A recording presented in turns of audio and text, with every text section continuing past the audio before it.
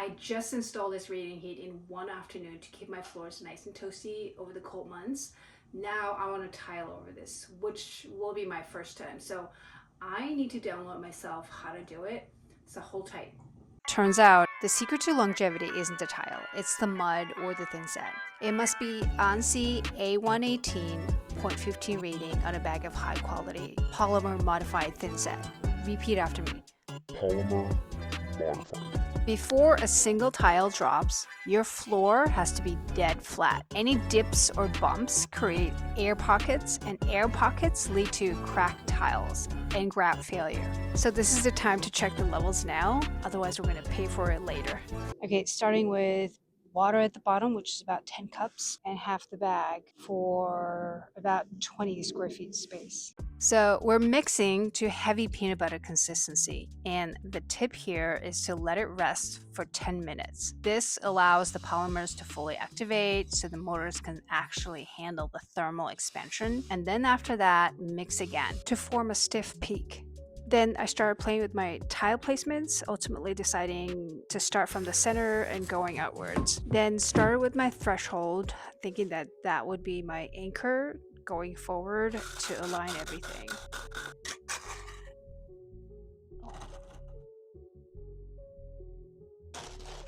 It's just like making a peanut butter sandwich.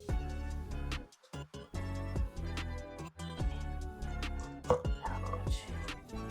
That was way off. Okay, I think I gotta redo this.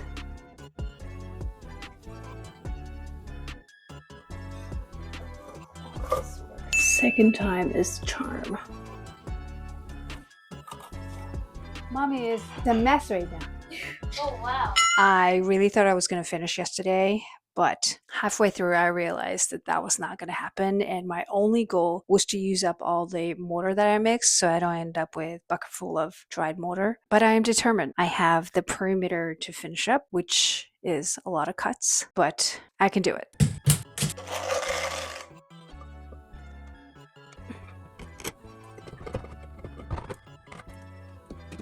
It's been almost 24 hours and it can handle light traffic now.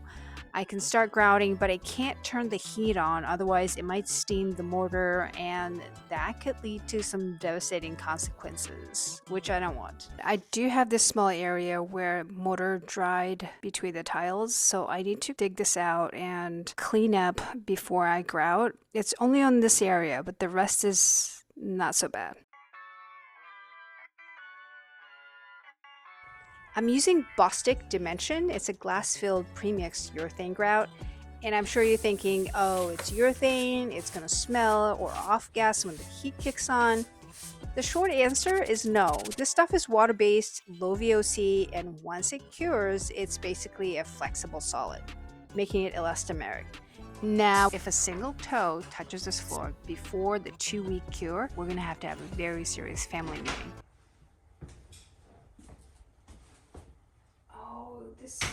It worked! I can't believe I installed this. Yay! Alright, the moment of truth, guys. I turned the heat on about 10 minutes ago and it kicked in, which I was kind of nervous about. And there's no heating in the back by the pipes and the toilet drain. But I see nice even orange glow and it's a steady 82 degrees.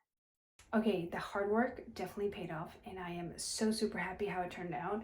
I highly recommend this heating system. It was 10 times easier to install than the traditional radiant heating. Next is a built-in vanity in this corner. So I'll see you in the next one.